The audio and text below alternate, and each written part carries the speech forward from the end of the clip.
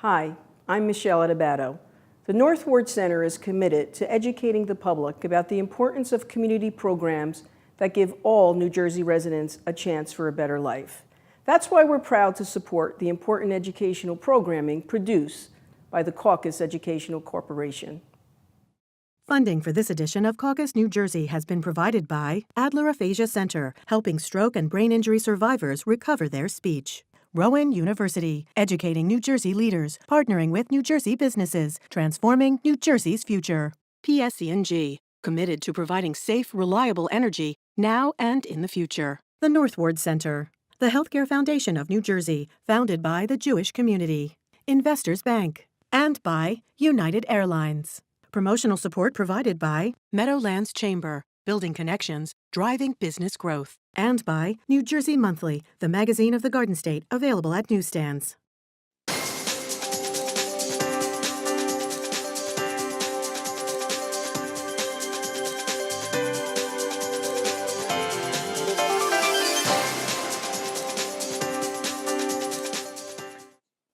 Welcome, folks. I'm Steve Adubato. A subject that very rarely, if ever, gets talked about is postpartum depression for dads. Well, the gentleman we have right now knows an awful lot about it. He is Dr. David Levine, pediatrician at Summit Medical Group and dad coordinator for Postpartum Support International. Good to see you, doctor. Good to see you. What exactly are we talking about when we say postpartum depression for dads versus moms? Not versus. So postpartum depression falls under what's called perinatal mood and anxiety disorders, which just encompasses any psychological or mental health problem that occurs prior to, during, and after the birth of a child. So it can occur with men or with women. It's much more common in women. How much more? It's 1 in 5 women will have some form of postpartum mood or anxiety. Men? 1 in 10. That's assumed. It's probably more than that, but men are not very big about talking. I would say reporting statistics Right. could be sketchy. Yes. So How that's do our you best know guess. you have it? Well, I can tell you how I knew I had it. You experienced this? Yes, I experienced depression with my birth of my first child and more anxiety with the birth of my second child. Describe it. So with the birth of my first child, I had anxiousness very early about there being something the matter with him. But the depression more took the form of anger, avoidance. I didn't want to partake in the care of my son. I thought my son did not like me. Every time I held him, I thought he cried more than if he was held by others. Did you think it was you? Oh, absolutely, I did. You really I thought took it was it. I thought I took it personally. Yes, and it eventually led to what I didn't realize until much later, were I was having thoughts of hurting him and hurting myself. Really? Yes. So. What do you mean you didn't realize it until later? Well, what I mean by that is it was about. So I went through all this during the first 3 to 4 months of my son's life. And it wasn't until about a year later that I spoke about my experiences on another program. And a lesser program, but go ahead. Of course. But during that time, I spoke with a physician over at Columbia University who deals with postpartum depression. And I had explained more detail about my story. My wife knew a little bit, but I didn't go into all the details. And I explained to this doctor a lot more. And she said, you bordered on psychosis. Really? Psychosis? Right, which is... That's a very powerful term. Yes, so you've heard of Andrea Yates. Yes. Right, so that's the worst form, when you become... Where were you on the scale? Well, I never acted on anything, of course, but Right. the fact that I was having vivid images in my head that were recurrent, I did not realize how close I guess I could have come to talking about it from a much different perspective. Doctor, your organization, your experience and connection with this whole little talked about subject, Yeah. how do you help men? So first and foremost, it's about asking the father how they're doing, or asking mom, how is dad doing? So before I did this, in New Jersey we screen mothers. It's part of the law, but I never even thought about asking dad. Dad's there usually in the first couple of visits, but then dad's not there, and I speak mostly to mom. Now, after going through this, whenever I see a brand new family with children, I come right out and say, look, I suffered through postpartum depression. I look at the mother, I say, you can go through it, but I also look at the dad and I say, you can go through it too. If dad's not there, I tell the mother, your husband or your partner can go through this as well. If I have two dads, I explain it the same exact way. And I tell them, look, this is what it looks like, how it occurs, when it occurs.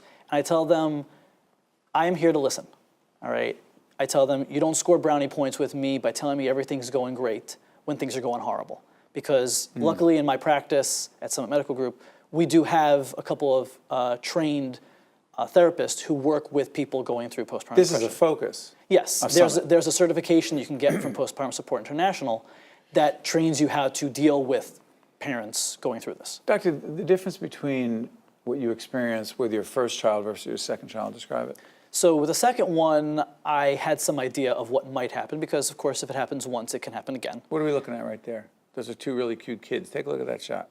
Oh, yeah. So you know those kids? Yeah, I've seen them before. My son. Who's Zachary? Zachary is wearing the Star Wars shirt. And that's Alexandra with the pink bib. Couldn't be cuter. Go ahead. So what about with Alexandra? So with Alexandra, I had some idea that it could happen. But it occurred much differently. Like I didn't have any of the really negative thoughts in my head, but the anxiety took on a much bigger role in how I was feeling. I again started to do some avoidance. I showed it in terms of anger. Avoidance meaning not being engaged and involved in Alexandra's care. Yes, I would come home from work and I would say hi to everybody, but I would not say hi to her. I just, that was very similar to what happened with Zachary.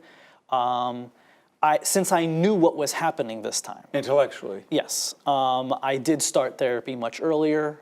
I had some idea, I had made connections in between the two where I was able to start talking to people and they're like, okay, look, now let's think about it this way, let's try to work with it, we'll get, call me in a week or two, let me know how you're doing, that kind of stuff, which was very beneficial. So at least on an intellectual level, I had a better understanding of what I was going through, but I still was going through it. And the only thing that was better this time was I was able to drag myself out of it. What is the role for a wife, a mother, a significant other, if you will, regardless of the circumstance or situation a family has, to be helpful and supportive of a dad going through this? I mean, it would be no different if it was on the other end. It's being supportive, it's being nurturing, and it's also telling the dad that, if you need some time, that's okay. Like getting time for yourself is very important. And then also trying to carve out a little bit of time for the two partners, or the other couple. Real quick, the Postpartum Support International group, we'll put up the website right now. Someone reaches out right now. What kind of help can they get? There's a warm line that they could speak to a therapist. They could speak to someone trained to help them 24/7. 24/7. Yep. And is that up on the web? Is on the website? Can they get the number? Yep. You go right to the website. There's a link to fathers, a link to mothers, but the main number is right there. There's for fathers. There's a dad's chat. That's I think it's the third Monday night every month, where there's an individual trained that only talks to dads. It's only for dads to call in, or for spouses to call in about their significant others who are dealing with things. So there are places, and each of the 35 of the 50 states have a chapter. We have 2 chapters actually in New Jersey, one for Northern Jersey, one for Southern Jersey. That's great. So we have active groups here to help. It's just more about that, like I said before, they're very willing to help, but you're not gonna find a dad's group. Like, you're gonna speak to people who are there to help you. It may be a man, it may be a woman, but it's gonna be hard to find like a dad's support group. Like, that's what I looked for. The time came, and I didn't have, there was none. It was more geared towards maternal. Dr. David Levine, pediatrician at Summit Medical Group and dad coordinator for Postpartum Support International. Thank you for the work that you're doing for so many dads who need help and don't know where to go. Thank you, Doctor. Welcome. We'll be right back right after this. To watch more Caucus New Jersey, find us online and follow us on social media. You see the folks behind us. They are part of the audience. Some of them are going to be on the panel. Young lady I'm about to introduce is part of that panel as well. Here at Kessler Foundation, talking about a whole range of issues involving our veterans. Elaine Katz is Senior Vice President for Grants and Communications at Kessler Foundation. Talk about why the forum tonight is so important, Elaine. It's so important tonight because veterans want jobs, and the focus of the Kessler Employment Program Center is to fund those innovative, bold solutions that help individuals with disabilities, including veterans, get those jobs. What are they, Elaine, we've talked before offline about this. I'm fascinated, and you've been with us on other forums about veterans. What are some of the most specific and daunting challenges that veterans face when it comes to employment? I think one of the challenges is that employers don't understand veterans and the skills that they can bring to the workplace. There's so many skills. They have talent, they have leadership, they have teamwork, they have determination, but most importantly, when you're talking about veterans with disabilities, they can solve problems under adversity. They've done that in the military, they've had to deal that with their own disability, and that's what they can bring as, and in addition to collaboration, to an employer. Now, the foundation has awarded, not given, awarded, and by the way, we are, the Caucus Educational Corporation disclosed, we have been a grantee, in fact, of the foundation, so trust me, it's awarded. You've awarded grants to certain organizations that are working closely with veterans to help them with employment, like the GI Go Fund. Talk about that. So our grants in New Jersey have centered on employment with the GI Go Fund that's based in Newark. You know, over the years we've given them additional grants. In 2014 we gave them a grant because when they started they realized they were working to get the homeless vets off the streets of Newark. And they were down around Penn Station, as I remember. Right. So the idea is, why are people homeless? Well, they're homeless because they don't have jobs and they're in poverty. So, you know, it's a chicken and egg. So they started working in employment, and we gave them one of the first grants to build out their employment initiatives. And they developed relationships over the years with also Panasonic, which we gave them another grant. The GI Go Fund to work more closely with Panasonic. They've built out a job board, they built out education and training, and have really made it a substantial investment, employment in the GI Go Fund. You know, Elaine, as we're talking, you've mentioned a couple of corporations, PSE&G, I think Panasonic. Overall, how receptive are most organizations/corporations when it comes to hiring veterans, but also hiring veterans who have physical and or cognitive challenges?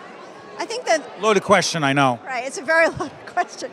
So, I mean, what we've seen in the market space is that companies want to hire veterans. The question is, even a veteran without a disability, do they really go ahead and hire that population, or are they just paying lip service? So because there's a tight labor market, and we heard recently in the news that we're almost at full employment, employers are starting to look at disabilities and other underserved populations and communities to find those great workers, and veterans with disabilities happen to be some of those great workers. So we are making some progress. Some progress. So there's about 18.5 million veterans in the United States. About 5% of those are veterans with disabilities, and of those, 40% are unemployed. So we still have... What percent? 40% of the 5.5 million are still unemployed. So we have a long way to go. And it's programs like the GI Go Fund, some of the programs that we have funded nationally, the Veteran Service Network in Maryland. So the Kessler Foundation has worked not only in New Jersey with veterans, but in Florida,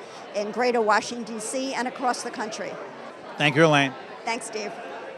We're at Kessler Foundation. There's a forum tonight, an important forum, a discussion, panel discussion on issues that veterans are facing when it comes to employment, whole range of other challenges. We're here with a gentleman who served our country with great honor, Joe Bongon, who was U.S. Navy veteran and with the GI Go Fund. You're the Veterans Assistance Manager. Talk about that, Joe.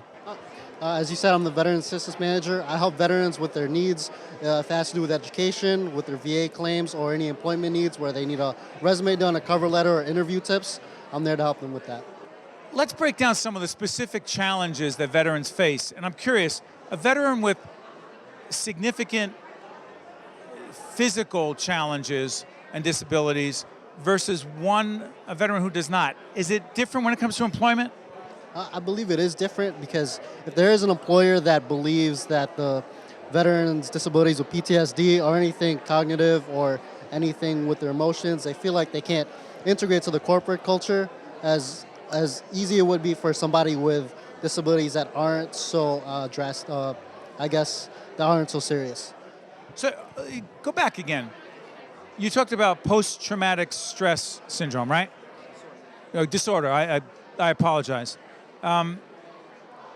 You're saying that some employers may think that any veteran must have that, or obviously some veterans do deal with it, are challenged by it. How much of this has to do with the stigma that veterans face? Well, the stigma comes from a lot of the media coverage and maybe movies that employers have seen, maybe firsthand experiences, but they don't understand that these veterans can adapt to different challenges, even if they do deal with disabilities such as PTSD or anything with MST or any other cognitive disabilities that they may have. So, Joe, you work directly with veterans every day. How hard do they work to put themselves in a position to work? They're known to work very hard because it's kind of instilled in them ever since they started with basic training, deployments, or anything in that manner. They do work hard. They're always usually on time. They're pretty punctual, and they kind of give it their all. That's what I learned from most of the veterans that I have met with. Talk about the connection between your organization, the GI Go Fund, and Kessler Foundation. Well, Kessler Foundation has helped the GI Go Fund to be able to give veterans an outlet to be able to get noticed by Fortune 500 companies or anybody that would like to hire them. We also give them an incubator space for veterans with small businesses, so they don't have to go through the red tape and try to get a nice working space for them. Final question, how rewarding on a personal level is your work every day with veterans? Well, when I graduated college, it was hard for me to find a job. I wasn't too sure what I wanted to do, and I was a struggling veteran, and I thought it would be easy to find a job. And when GI Go Fund gave me a chance to do so, I got to take what I learned, and I get to give back to the veterans that have served our country. It's interesting. Your experience looking for a job helps you tremendously when it comes to helping veterans find employment, right? Yes, because I guess when veterans, when they transition, they don't really know how to create a typical resume that a corporation would want, or they don't know how to translate their skills. Veterans use a lot of different acronyms and different terms that civilians may not notice, so I do help them with that. Thank you, Joe. No, thank you. To watch more Caucus New Jersey, find us online and follow us on social media. We are pleased to welcome once again the County Executive of the great county of Bergen, Jim Tedesco. Good to see you, Jim. Thank you, Steve. Thanks for having me. We'll talk about some public policy questions just a second. State, federal decisions that impact county government. But real quick, there's something called the Bergen County Care Fair, which took place back on May 6th, 2018. What was it and why did it and does it matter? Sure. It's the second one we've held.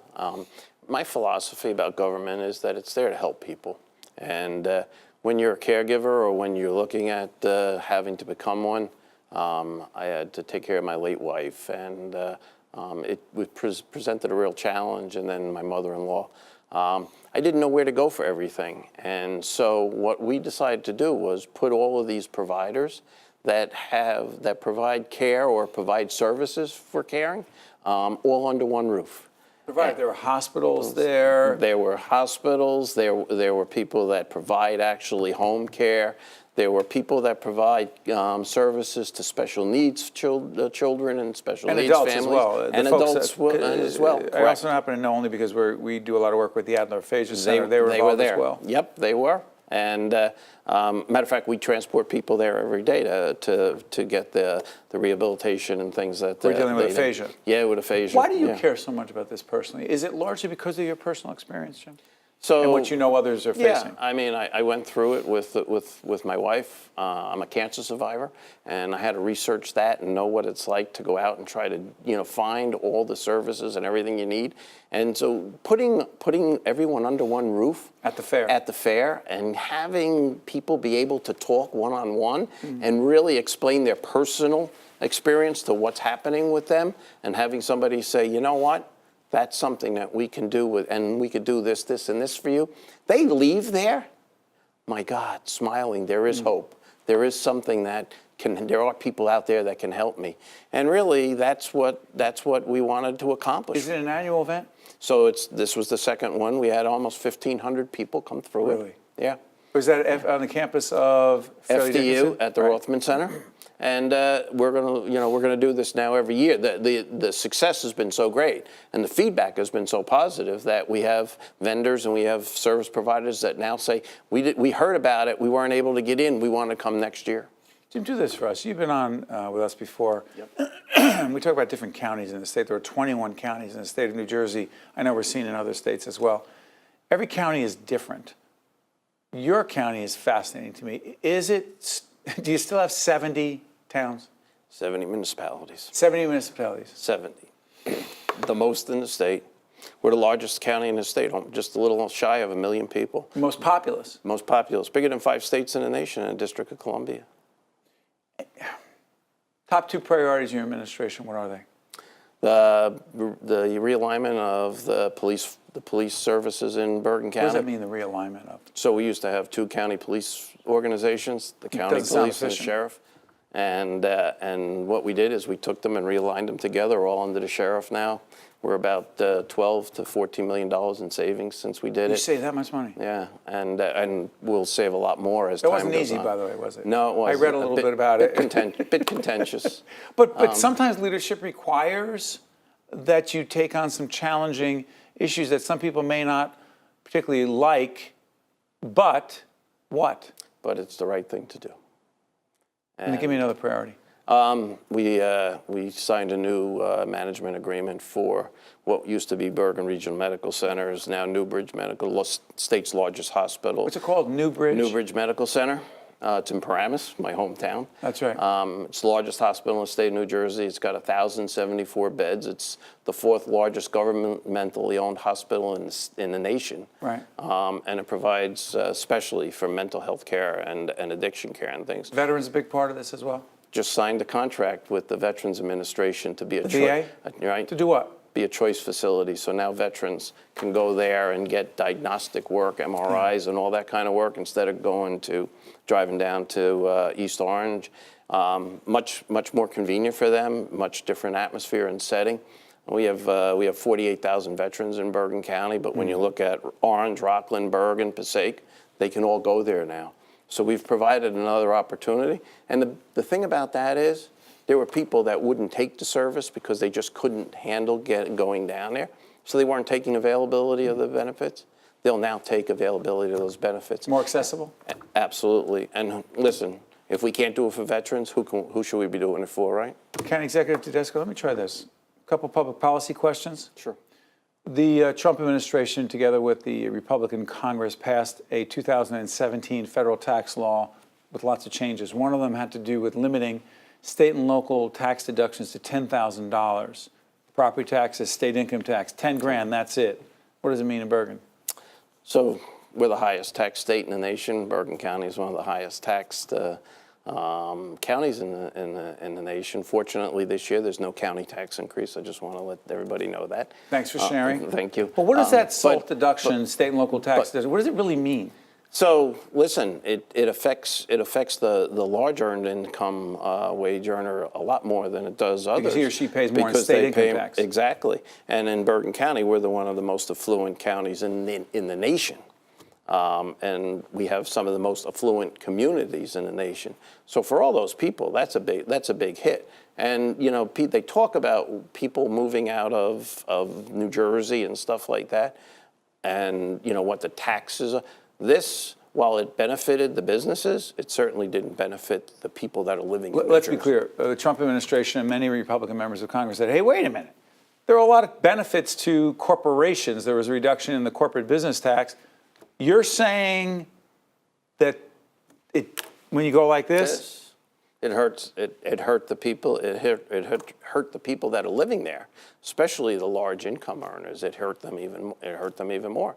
So now what do? They have to make some decisions, right? Are they gonna be taxed at this very high rate for the very near future, at least, right, until something changes. But we do have some potential legislation and some other things. We'll see what happens. We'll see what the IRS says about it. Exactly. Oh yeah, they're involved. Real quick before I let you go, sure. The Murphy administration, a budget was passed not too long ago, which is by itself, a big accomplishment down the State House. Does the state budget impact county government on a significant level? Sure it does. How so? Well, I mean, part of the just take the TTF, right? The Transportation Trust Fund funding, right? What does that mean in Bergen? When it went dry, I couldn't repave the roads. We had more potholes. People's quality of life is affected. I'm putting $17 million into road resurfacing this year alone. County dollars? County dollars. Taxpayer dollars. Taxpayer dollars. $17 million to resurface the roads. Because why? We haven't had the money to fix those roads. Bridges, the same thing. I mean, we're a large county. We have massive bridges. We got to start to repair those things. So that's just a small piece of what the budget does. But again, how does it affect me, right? If I'm a taxpayer, sure. How does it affect me? And I use those kind of examples to people because they're very real. They're real. They're absolutely real. County Executive Jim Tedesco from the most populous county in New Jersey, Bergen County. Thank you, Jim. Thank you, Steve. Check you out next time. The preceding program has been a production of the Caucus Educational Corporation, celebrating over 25 years of broadcast excellence. Funding for this edition of Caucus New Jersey has been provided by Adler Aphasia Center, Rowan University, PSC&G, the North Ward Center, the Healthcare Foundation of New Jersey, Investors Bank, and by United Airlines. Transportation provided by Airbrook Limousine, serving the metropolitan New York, New Jersey area. Caucus New Jersey has been produced in partnership with TriStar Studios. Hi, I'm Governor Tom Kean. A dear friend of mine had aphasia, which is a language disorder that occurs from a brain injury or a stroke. It robs a person's ability to communicate, but it doesn't affect their intellect. Programs and services offered at the Adler Aphasia Center helped to improve my friend's communication skills, as well as her self-confidence and quality of life. Most importantly, she was among people who understood her. If you or a loved one has been diagnosed with aphasia, there is hope.